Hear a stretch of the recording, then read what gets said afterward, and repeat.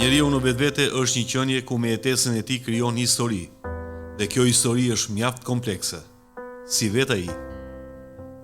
Duke parë nga e kaluara në një harë kohor mijëra vjeçar, dallojmë se jetesa është një vazhdimsi ciklike, ku në këtë vazhdimsi mund të ndërtojnë kronologjinë e historisë sonë në raport me ndodhitë gjatë së shkuarës.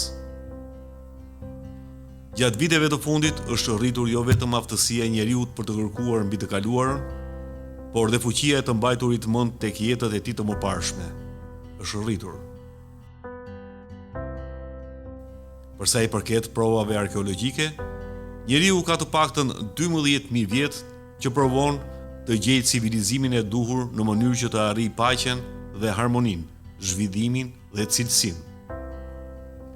Por njeriu deri më sot vetëm sa e ka shkatëruar atë, duke ndërtuar një tjetër mbi të, me një formim politik të ri, vizion të ri, madje dhe me një gjuhë të re.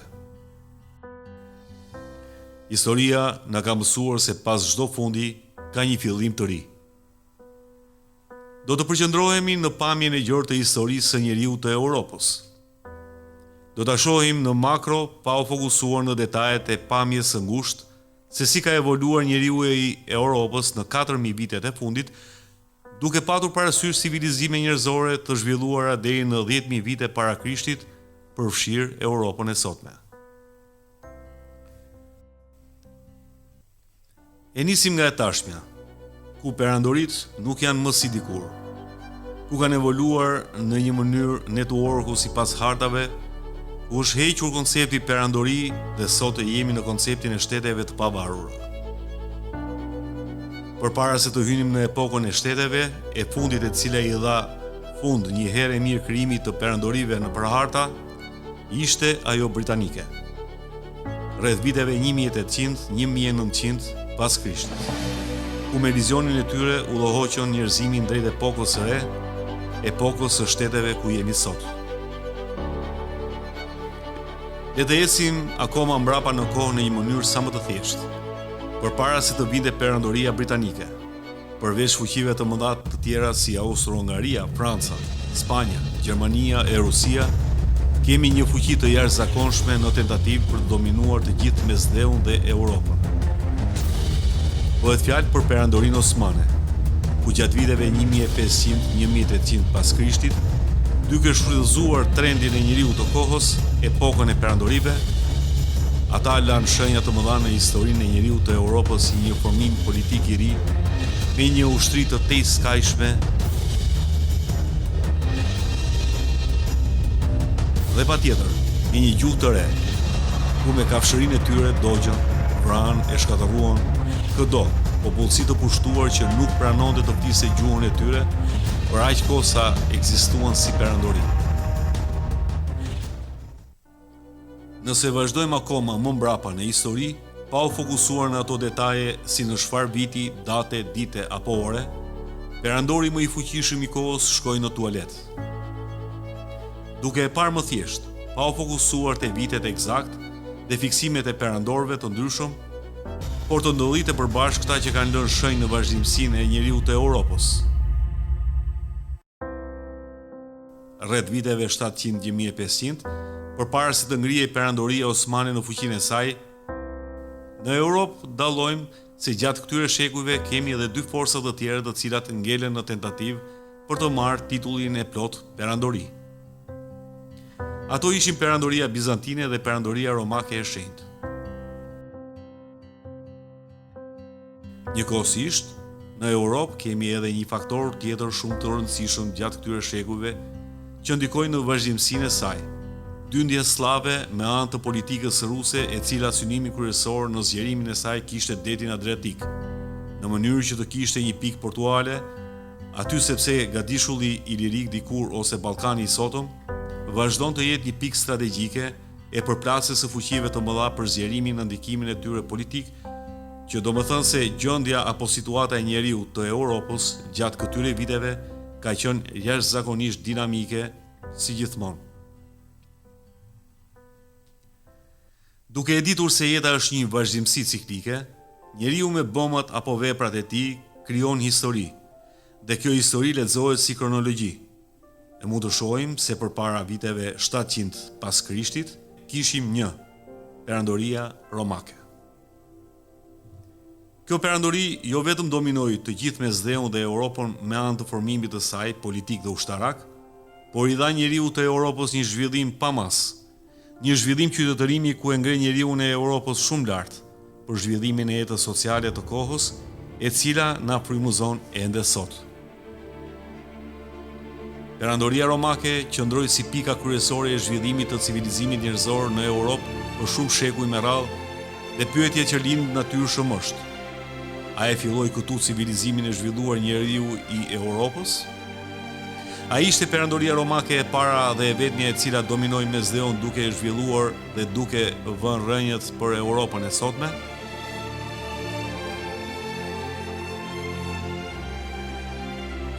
Normalisht që jo, sepse siç e përmendëm më parë, njeriu ka të paktën 12.000 vite që provon të ngrejë civilizimin e duhur dhe ku faktet arkeologjike e provojnë këtë.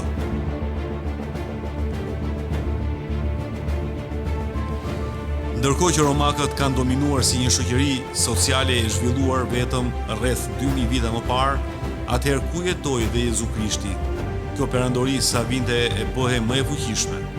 Rreth 300 vite pas Krishtit arriti e ashtë i quajtura periudha e artë, ku në të gjithë Mesdheun dominonte paqja dhe harmonia, ku kreativiteti me intensitet të lartë njerëzor zuri vendin e luftrave të përgjakshme në zhvillimin shoqëror.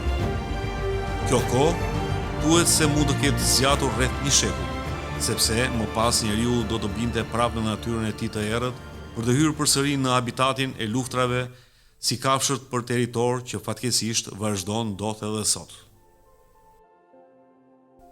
Duke parë se në disa qindra vite para Krishtit, përpara se Roma të bëhej perandori, do të shohim se Roma ishte republik, ku njëkohësisht kemi edhe periudhën klasike e ashtë quajtura periudha greke e antikitetit të lashtë, e me anë të kulturës, filozofisë, demokracisë e ideve inovative ndihmuan për ndërtimin e një shoqërie sociale, akoma më të zhvilluar në krahasim me atët ekzistuese.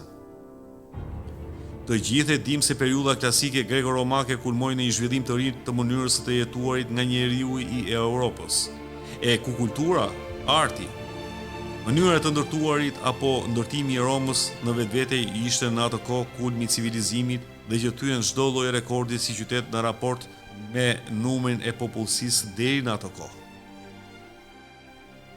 Sigurisht, zhvillimi që solli kjo popullsi e Europës na e bindjen se Europa sot i ka rënë tek Roma e lashtë, dje dhe demokracia e filozofisë greke. Këtu mua më lind një pyetje krejt natyrshëm. Po rrënjët e Romës së lashtë, bashkë me filozofinë greke, kush janë?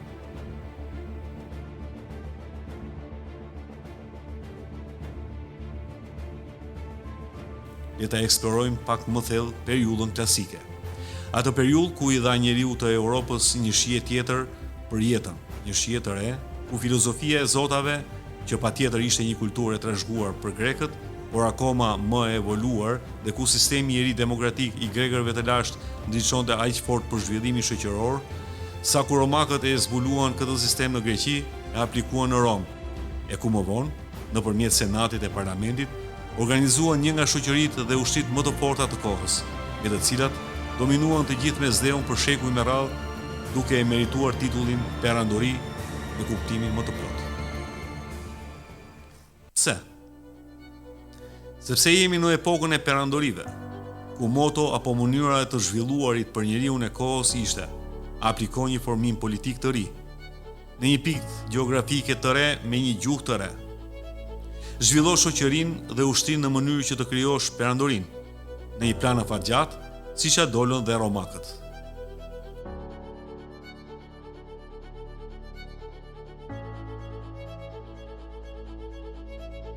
Siç bën romakët, po ashtu tentuan më vonë romakët e shenjtë, bizantët dhe osmanët, por në fund ishin britanikët ata që ja dolën me perandorinë e tyre. Këtu lind prap pyetja. Po përpara greko-romakëve e kanë fjalën për vitet 1000-2000 para Krishtit. Çfarë bëhej nëpër Europë e Mesdhe? Cili ishte formimi politik kryesor i kohës? cilat ishin mënyrat e ndërtimit dhe organizimit të shoqërisë të asaj kohe. Po besimi, arti, kultura, agrokultura, apo njohurit për sistemin bujqësor, cilat ishin. Mbi të gjitha, çfarë gjuhë kryesore flitej në mesdhe?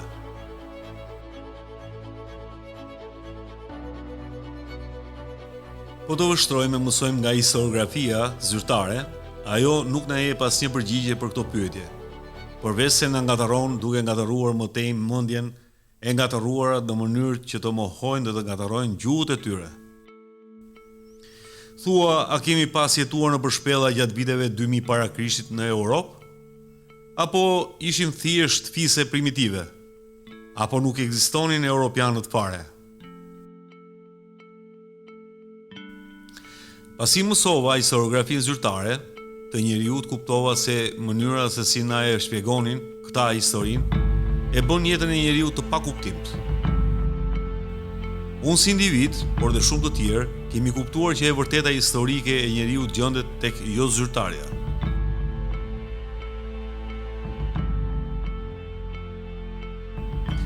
Duke e parë të mirëqenë faktin se njeriu ka 12.000 vjet që provon të ndërtojë një shoqëri të zhvilluar në nivele njerëzore jashtë habitatit kafshëror, me një formim politik apo ideologjik të caktuar, me një pikë qendre gjeografike të caktuar dhe patjetër me një gjuhë të caktuar, ku çdo 1000 apo 2000 vjet kemi një kulmim dhe një rënje të një formimi të caktuar shoqëror në Europë që arrin të dominohej gjithë mesdheun për një kohë të caktuar, dhe kjo ka ndodhur të paktën për 4000 vitet e fundit.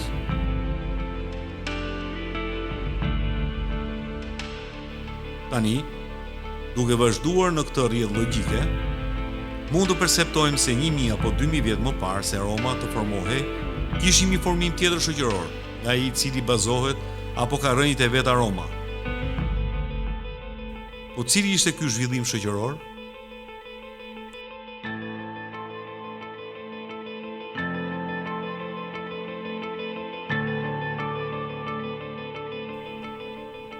Po ju jap një fakt dhe një indikator që mund ta gjeni shumë thjesht. Do të shihni se Ballkani sot është quajtur Iliri dje. Pse? Çfarë është Iliria?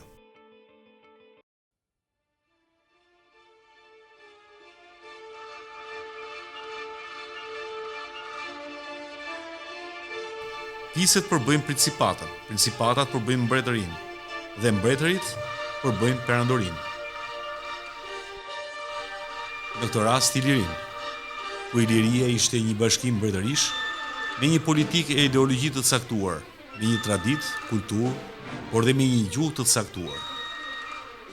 Ilirët, duke bashkuar forcat, mbretërit në këtë rast, arritën të dominojnë dhe zhvillojnë të gjithë mesdheun njësoj si bën romakët pas tyre. Pra, rreth viteve 2000 para Krishtit, formimi politik që dominonte mesdheun ishte Iliria, nëpërmjet bashkimit të mbretërive të saj. Me këtë logjik, Iliria pas ka goxha ngjeshmëri me Britaninë e Madhe, rreth 4000 vite më vonë, sepse dhe perandoria britanike bashkim mbretërish ishte, dhe mbretërit e saj janë Anglia, Walesi, Skocia dhe Irlanda e Veriut. Ndërkohë që mbretëritë e Ilirëve ishin Arbëria, Dardania, Dalmacia, Epiri, Maqedonia e të tjerë, dhe me këtë lloj bashkimi ata arritën të jepnin një zhvillim të pamas gjithë Europës, duke i lënë vend Romës më vonë. Dhe patjetër, rënja e Ilirisë erdhi si rrjedhojë e sherrjeve të mbretërive kryesore mes tyre. Ato u futën në luftra të përgjithshme me njëra tjetrën, ku lufta e Trojës rreth 1000 vite para Krishtit, si ndodhi, por mua simbolizon rënien e perandorisë ilire, e cila është kënduar e shkruar nga Homeri rreth viteve 700 para Krishtit.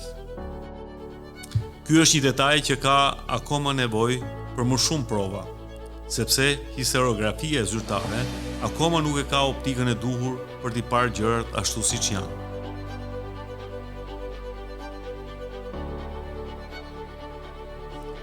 Gjithsesi, rënja e Ilirisë tregon se sistemi i bashkim mbretërish nuk funksionon. Prandaj më vonë kulmi i civilizimit shkoi në Rom, ku ndryshe nga Ilirët, ata e dominuan dhe zhvilluan njeriun e Europës nëpërmjet parlamentit, por prap edhe ata ranë.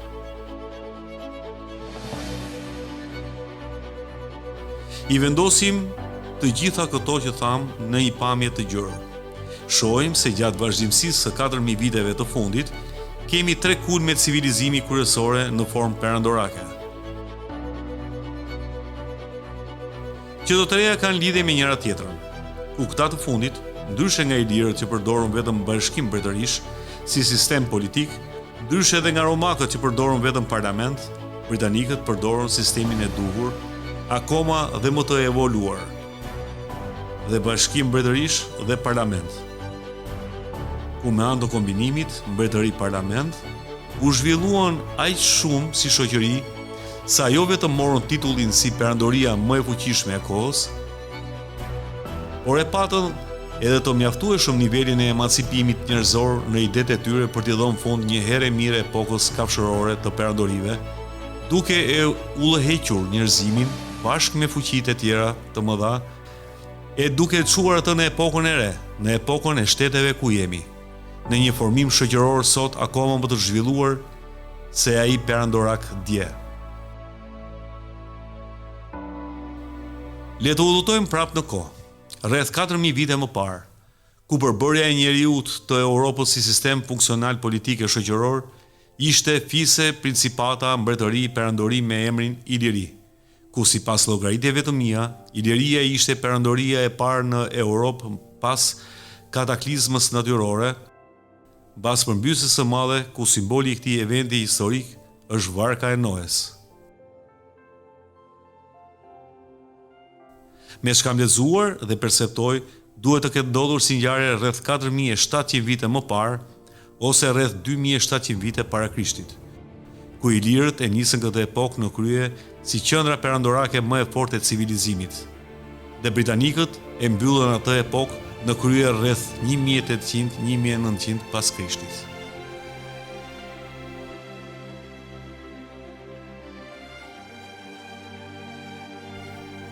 Pra, ja ku plotësuam një pjesë të kronologjisë për sa i përket rrugëtimit të paepur të njeriut për zhvillimin e përparimin si qenie, sepse njeriu nuk rresh dot së përparuari.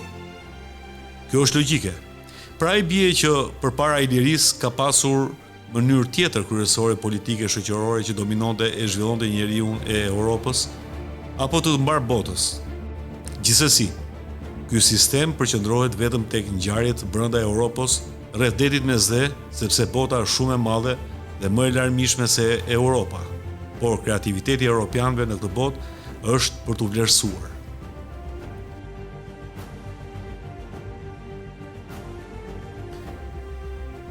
Le ta kqyrim edhe një herë pamjen e gjërës sa më thjesht. Europa sot i ka rënjët te Roma e lashtë. Roma e lashtë i ka rënjët e saj te ilirët, akoma më të lashtë. Por rënjët e ilirëve kush janë?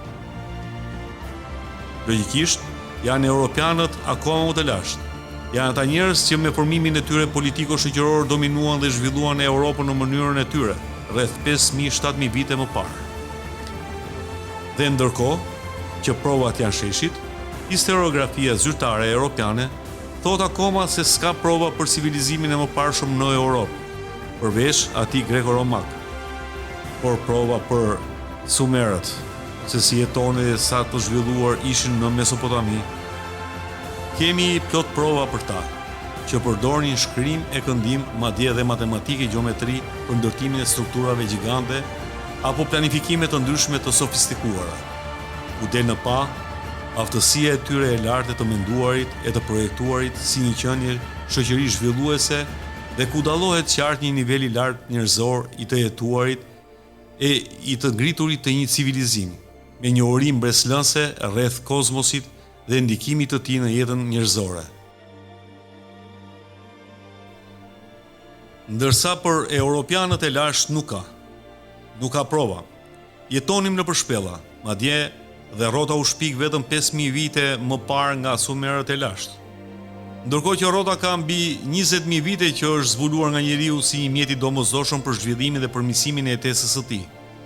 Sepse me prova arkeologjike kemi të paktën 100.000 vjet që kemi mësuar të përdorim zjarrin, dhe genetikisht përkonte me zballimin e trurit të njeriut si një shenjë e një krijese inteligjente me kapacitet, truri multidimensionale duke përdorur zjarrin me interesin e tij. Njeriu u dallohej nga çdo krijesë tjetër në këtë planet me çfarë njohim.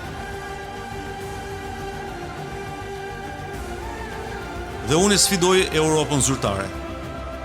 Nëse do të vërtetën, nëse vërtet mendon të gjesh të vërtetën, filloj mësoj gjuhën e europianëve të lashtë.